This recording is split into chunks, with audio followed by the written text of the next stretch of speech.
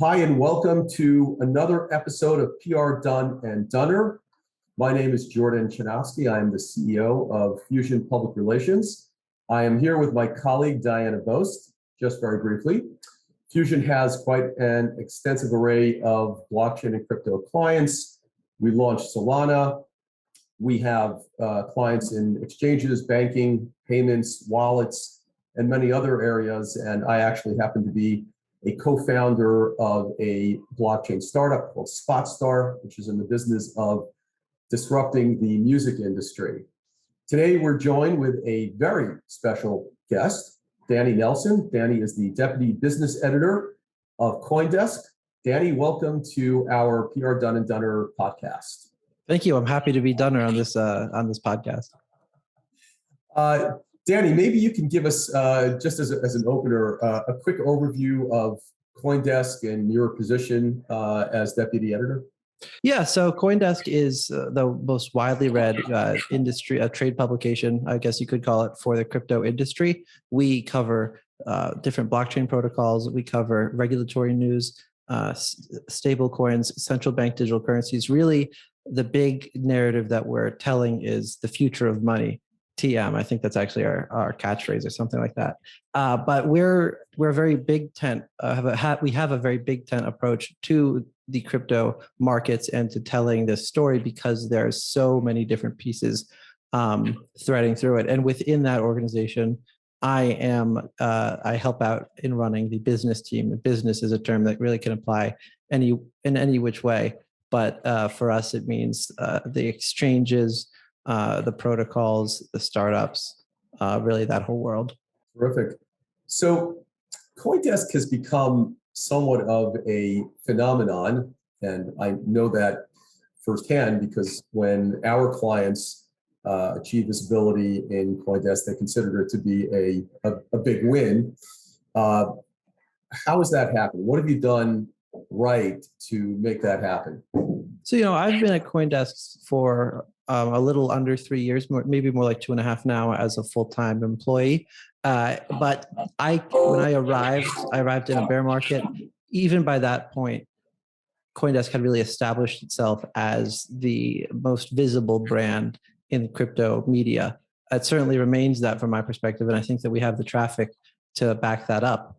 But it started, I believe, in 2015, just covering Bitcoin, the Bitcoin blockchain, all of the stuff circulating in that world, and just kept expanding outward. We were acquired by Digital Currency Group, which doesn't exert any editorial control over us. We are an independent entity, but we were acquired, and so we do benefit from having a very big budget to go out and to tell as many stories as we can. What do you think of the state of crypto? Perhaps I should ask that in the context of how things have changed over the last 4 years. If you think about 2018 and maybe one of the first heydays of blockchain and crypto, or just looking at it now, where are we? Where are we going with crypto? Yeah, so my perspective on all this stuff begins in 2015, but really as a crypto media person, I got my start in 2019. And back then it was a very different time. You had Bitcoin, you had Ethereum, you had lots and lots of the projects that exist today. We really were then at the you could draw a straight line from then to now. It's not that much different structurally, but the narratives have changed and the players have changed. And we've seen through successive bull markets, or really just the big bull market that came with COVID, that this industry, from an institutional investor standpoint, isn't going anywhere. It's here to stay. The banks are all gearing up to throw themselves into the deep end, even though if they're starting small with just Bitcoin-backed loans, which is, itself kind of crazy when you think about it. JP Morgan, Goldman Sachs, those types of people, entities, banks executing those loans. But beyond that, DeFi, all this stuff isn't going anywhere. And I say that on a day when the Terra blockchain has gone some form of kaput after days of just getting hammered by a collapse in their algorithmic stablecoin, something that a lot of people have thought has been a long time coming. But this is an $18 billion market that's wiped out. So it's a really risky area to be, and it's just a fascinating spot to be telling the stories of right now. Is there some way of measuring whether the market has reached maturity, or are we getting there yet? Well, maturity is a tough one, right? It's like, what does it mean that the market's mature? I'd say from a cultural standpoint, the crypto markets remain very immature, right? From like just the discourse standpoint. But you have real firms with huge sums of money participating in this space and looking for trades, looking for advantages. And by that standpoint, we've definitely reached a point of maturity. We're also at a place where regulators are paying attention. And so you could say that the markets are maturing to the point where they cannot be ignored, but they are not yet in their final regulatory form. I do not think that we're going to be able to continue forward in the way things have been. And so in a couple of years, we'll probably be in a more established place for crypto. What shape that will take, I can't tell you. How do you think that cultural component of it, the regulatory component of it, affects startups in the space? Well, it affects, most importantly, where startups are based, right? If you're going to be a US company, then you're going to have to follow US rules. And so we see a lot of companies that have US teams, and many that don't, of course, but a lot of companies that have US teams either going to the Cayman Islands or Bermuda or Bahamas or some offshore spot where they can be just next door, but not under the purview of the US regulators, or to Singapore and to other areas of the world where they can not, it's not like they're like out there scot-free, but they don't want to be in the US because they can't afford to take that gamble, because a lot of the things that people are doing with, whether it be, issuing coins that may or may not be securities, or offering bank-like services that would otherwise be regulated, you can't just do that in the US without checking off a lot of boxes. So do you think, and perhaps today is not a fair day to ask this question given everything that you've spoken about, but generally not necessarily today, that the current market is helping or hurting startups to join the space?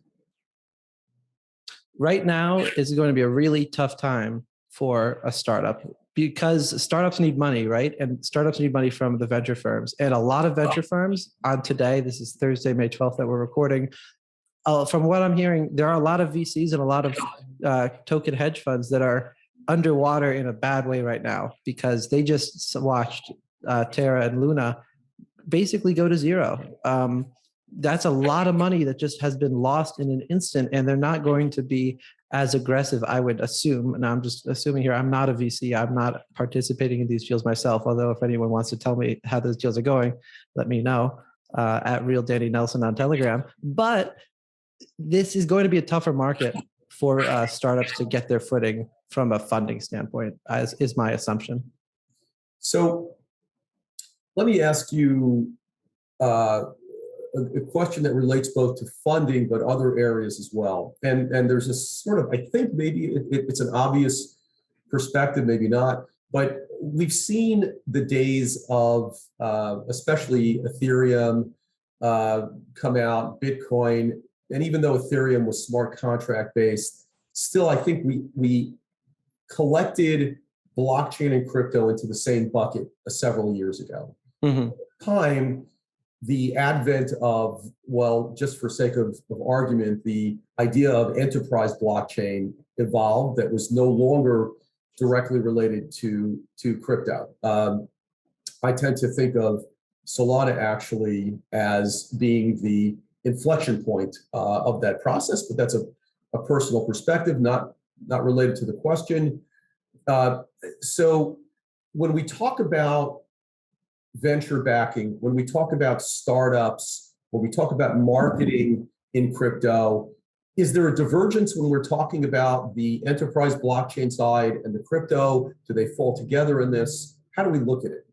So from our perspective at CoinDesk, we have done coverage of enterprise blockchain. The most, the name that comes to mind most immediately in enterprise blockchain, I would say, is IBM.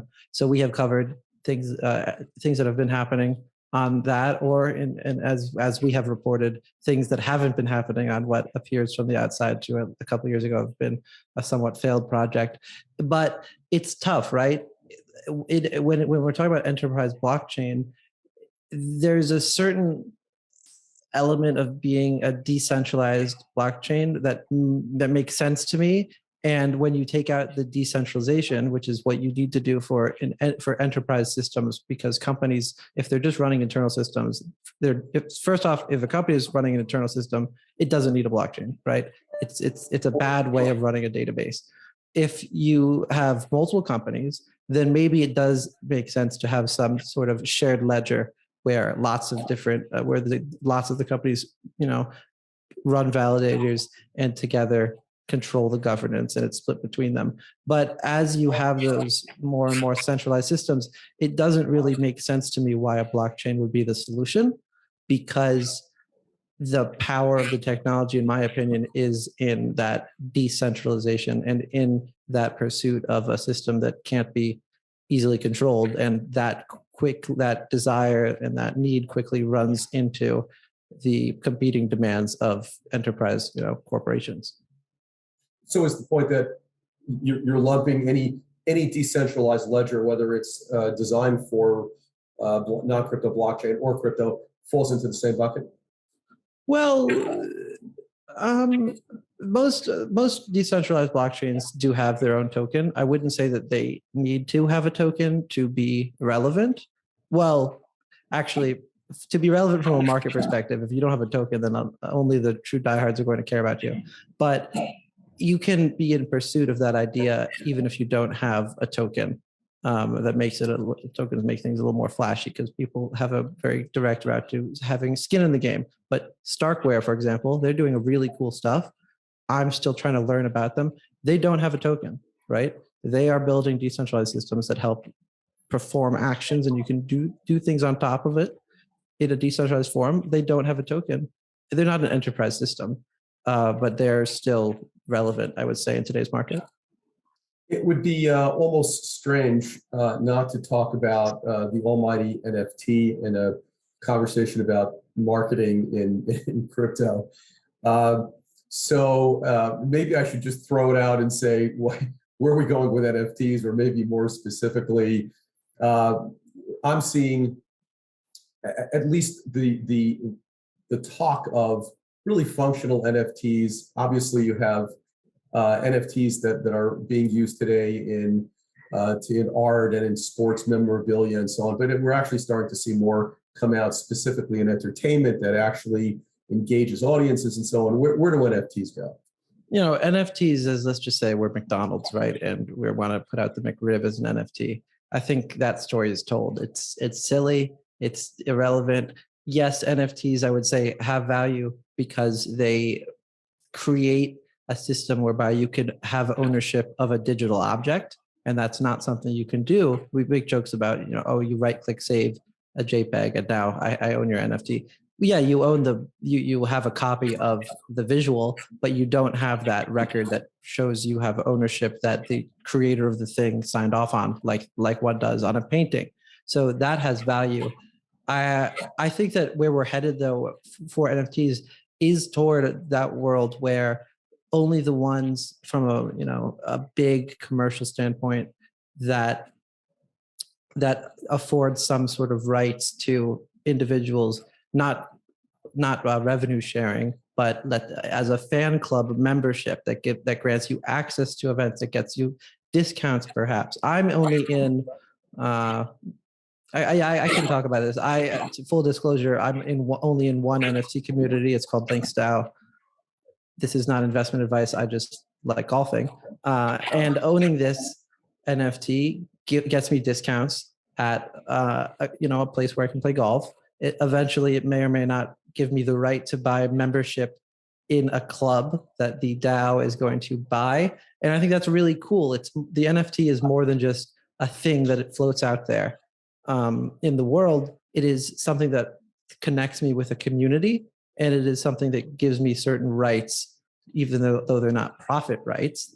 It gives me certain rights that I wouldn't otherwise have, and that makes it a really novel concept and a really powerful one more broadly in bridging, digital communities.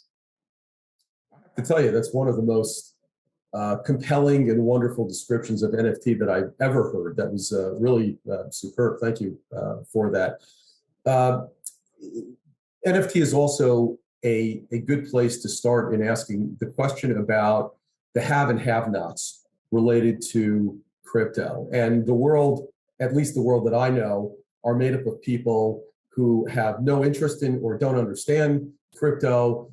Those people scratching their heads and trying to dabble in it because they've heard it may be an interesting investment, and those people who are, a deep dive into it.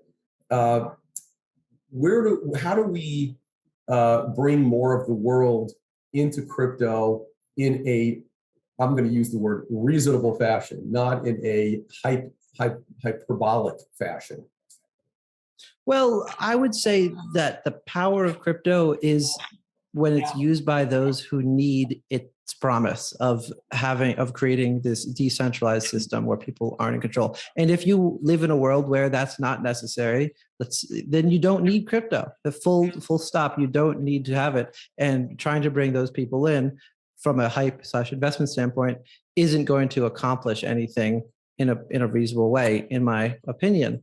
So what needs to happen is that the companies that are building truly powerful systems need to make sure they're reaching out to the right people. I don't think we need necessarily to have everything be a Web3 creator economy. I do think that there are very powerful crossovers that crypto can bring to communities and to creators that give them a way to connect with people and to market themselves. That is really powerful and good, but it's not a use case for everything. And the trick, and this is why I'm a journalist and I'm not instead of an entrepreneur, the trick is figuring out where I guess you might call it the product market fit is for crypto, and making sure, in my opinion, that it's actually bringing a service that competing system that doesn't have a token, it doesn't have a blockchain, can't do better. So does this in any way, the fact that there is a divide in the world, does this influence the way that you report? Are you reporting with the assumption that people have some understanding, a deep understanding, or otherwise? Well, when I'm writing a story, it's a shame. I often lose myself in the moment, and it becomes difficult to zoom out and think, okay, well, how do I make sure that what I'm writing makes sense to the broader audience? Let's talk about Terra. Today, Terra temporarily, it seems like, shut down block production so that it could save the network from a barrage of governance attacks and a cratering token amid inflation. What the fuck does that all mean? Sorry to curse, but what does it all mean? It doesn't mean anything if you don't know what crypto is. If you're just trying to understand why a number go down and you read that story, your head's going to explode. So the trick is figuring out how to tell these stories. The trick is figuring out how to tell these stories in a way that will make it broadly understandable, but all for a mass audience, because that is one way that we make a reasonable attempt to bring crypto out to bridge the gap, is to be speaking in a plain language, but also to be doing it correctly. Because if you oversimplify something, we Terra's down because block production, because governance attacks, all that. If I just say the Terra market failed, the Terra ecosystem failed, that's a bit too simple, even though it's broadly understandable and it's not entirely incorrect. So I do force myself or prompt myself to think as much as I can, and I need to more, how to tell the stories for both audiences. We, of course, have a similar challenge when we're talking about tech and telling these stories, especially as you get out of the tech media and you get into the more general or national media. We run into the same thing on our end, so we can appreciate that very much. Do you think that, as objectively as you can, that the crypto media has been a cheerleader to the benefit or detriment of the industry? I think that journalists, if you ask a journalist if they would rather be a booster or an adversary, even though a journalist is supposed to be a neutral entity, I think that any journalist worth their salt would answer adversarial if they had to choose one or the other. And that's because I view our role as keeping this world honest, right? Like I'm talking to you guys are marketers, right? So you are paid to tell a company's story.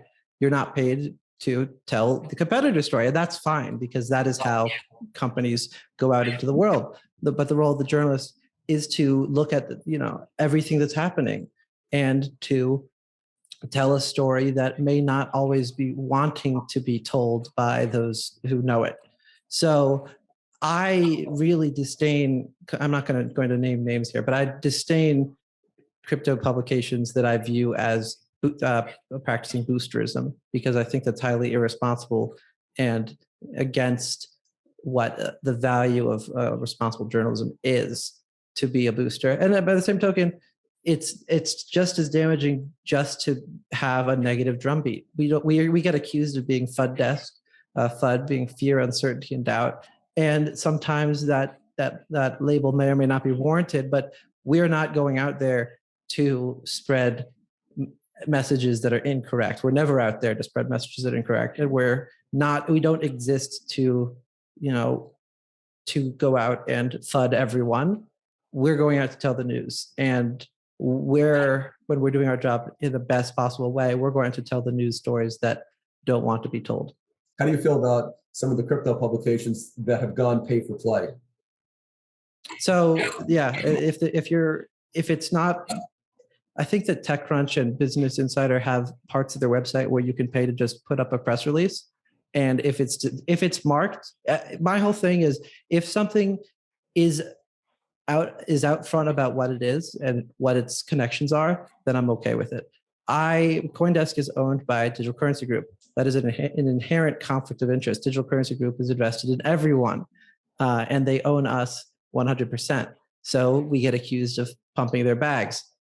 We don't take marching orders from them. We go out and we tell everyone's story, and we also disclose when it's a company that is owned by or invested in by our parent company. And if you're a publication that is doing pay to play, as long as it is saying we are being paid to run this story, I'm okay with that. But if they're not saying that, then I'm not okay with that. And I don't think that that's responsible for the audience. It's my understanding, and Diana can confirm this, I think there are some that actually do not. I wouldn't be surprised by that. Yeah, and I think it's also worth mentioning that CoinDesk also has all of its reporters disclose what crypto they own themselves. Yes, we do. So if you go on my webpage, in fact, I think that in today's markets, some of my investments actually have fallen below the disclosure threshold. But any investment that we have that's over $1,000. I'm not smart. Yeah. No, it's funny. I don't trade, right? So I have assets that I came into this job holding. I have bought a little bit since joining. I don't think I've ever sold anything meaningful since coming to CoinDesk. Partly because we have a 30-day holding period, but also because my job is not to think about how to protect my investments. It's just to report, and that's fine. I've made that decision, but we do disclose all of our assets, and I think that's very important. Like I said, just being able to be out forward about what any conflicts of interest, real or perceived, might be. What do you think is happening or upcoming in the industry that's interesting, whether that's key events or plans or consensus? The industry right now is at an inflection point. Again, we're speaking on a day when the stock market's been down all week. I don't actually know, but the crypto markets have been bleeding. And because of a very important ecosystem player failing, there are going to be a lot of hard questions that need to be answered, and that is going to dominate the narrative for a while. So there's permissionless coming up. That's the soonest conference from this moment. We have consensus too. Honestly, it's going to be interesting to see how the crypto consuming public reacts to those events, because we have left the moment of exuberance and we're in a new, it sounds a little corny, but we're in a new paradigm. And that is going to force a lot of thorny questions about regulation and about responsibility, because a lot of people have just lost a lot of money, and that is not a good thing. Certainly going to be a wake-up call for all of the well, you can put in a letter in there that thought that they were going to settle back and just let the money in crypto ride. So it's maybe yeah, it's a complicated story, right? Because crypto has for so long enabled a lot of people that wouldn't have had wealth, and also a lot of people that do, to become just mind-bogglingly wealthy. And the coin giveth and the coin taketh away. So there's two sides to it. very spiritual. I can't help but get into the dangerous territory of PR here. So let me start by asking if there are any pet PR peeves that you have. Yes, I think the one that I hate the most is when I get an email and it's "Hey" with an X following it, or "Hey, wrong name." It's just or it's "Hey, right name, wrong font," because the rest of the email is in a different font. Like, I know how this game is played. It's okay to me that I'm on an email blast and the same message is going out to a lot of people. That's fine, but you just make sure that it's addressed to the right person, and that it's stylistically fine. From a more serious standpoint, I certainly have the ways that I prefer to hear pitches. Like, to me, the clarity and conciseness, it means a lot. So I enjoy when there's what the message of what a story is, and then the facts and the figures that flesh out why it matters or why it should matter. But if it's a long email that gets into a whole origin story and all that, then I'm getting 1,000 of these a day. I'm being serious right now. I get so many emails a day. I don't have the time to read all of it. So brevity is really important to me. Not that longer emails don't get read, they do, but it's more difficult to find information, and that if it's more difficult to do a thing, the thing might not get done. I get hundreds of emails a day, and I probably don't even need a fraction of what you get, and I can't read through them, so I can appreciate that.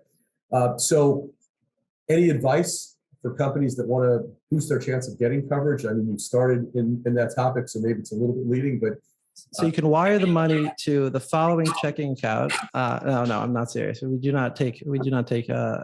That is one thing, actually. I do get emails sometimes like, how much does it cost to pay for this article? And I actually, for some reason, I answer those emails. I don't have the time to answer you, but yeah, I say it's like, I'm very clear. We do not take money. We are not pay for play. I think we actually do have, well, first off, we run ads. I don't run ads myself, but we have a website, and the website is funded through ads. And so there's an ad team that you can say, I want to run my ad. We also have, I think, branded content where we denote in the story, this is a story about X sponsored by X. In my opinion, that's okay. It's a really difficult media landscape we're in, how to survive without, I guess, for lack of a better term, being on the take. But for companies that want to go out and to speak with us, just being truthful in their story and having a good reason why something is new and different and impactful, that is all that I can ask for, because I want to tell these stories. I don't want to tell only fundraising stories, which is good, because I think there's going to be a lot less fundraising in the months ahead. But, well, it's not actually good, but it's good from a journalistic standpoint. I am fascinated by storytelling, and being able to tell really powerful stories is what gets me going. A few years ago, if there were two gals in a garage, with an idea, not a product, not a POC, those companies were being covered in the crypto press extensively. Where do those types of companies stand today? Well, the upstart, let's just build it types of things. I'm not sure I understand. Yeah, so I'm starting. I have a crypto blockchain startup. I don't have a product that I can show you. I don't have customers, but I want to get visibility. Is 4 years ago, I would have called every, so to speak, I would have called every crypto publication and probably gotten coverage in there. Things have tightened up. Where do you stand on companies trying to get visibility before they have those types of assets? Well, from my perspective, first off, it's a case-by-case basis always for everything. But there needs to be a so what in there somewhere. That doesn't necessarily mean that the product is the so what. That makes the most sense, right? Like if you're a company and you're building a thing, then the reason why the world should care about you should be the thing. But if you're founders that are trying to solve maybe a more broad problem, and you have something compelling about yourself, your background, or the problem that you're going out to solve, then it might be a story that that's important to the world. I mean, every story is important to the world. It's just bandwidth, right? We only have at CoinDesk a certain number of writers. We only have so many resources. We only have 8 hours in the day from what we're supposed to work, but we work well beyond that. Once you have that, it's just a matter of making those calls, right? I don't get my stories written unless I make 100 calls. Sometimes it's literally 100 calls for some more complicated stories. It's just a matter of going out and making relationships and talking to people and messaging. I have told my clients, those that have businesses that extend beyond crypto, so they're crypto-based, but they affect the non-crypto world, to build marketing platforms that aren't just crypto-oriented. Would you agree with that? To build marketing platforms that aren't just crypto-oriented. Like a website that provides news information that goes beyond just the crypto stuff, or yeah, I mean, these worlds are colliding, right?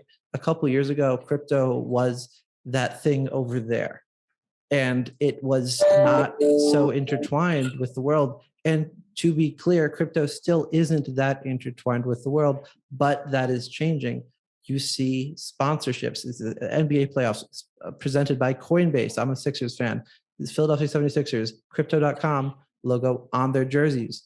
You see ads, you see integrations, you see NFTs, you see buzzwords, you see regulators talking about stable coins and bank runs or stablecoin bank runs in hearings on Capitol Hill. These worlds are colliding, and because that's happening, I think it is important to tell multiple stories. So yeah, I would say that it is good to have that mix, because these worlds are starting to mix. So that makes sense to me. When I got into crypto, I was implicated by a group of people who were pure play crypto, and they helped me to set up my first wallet and get involved. And at some point, I said to them, how do I exchange the money out? Where's the connection to the bank account so I can, get the money back into my bank account? And the consistent answer was, why would you ever want to do that? So that was my introduction into crypto. And so back in the day when crypto represented against the man, so to speak, it's come a long, long way. And I think you've been able to provide some wonderful insight into that. So Danny, thank you so much for joining the podcast PR Done and Dunner. It was fantastic having you. You are a terrific person, by the way, to interview. It works both ways for you. Great interviewer and interviewee. And thank you very much. Well, thank you.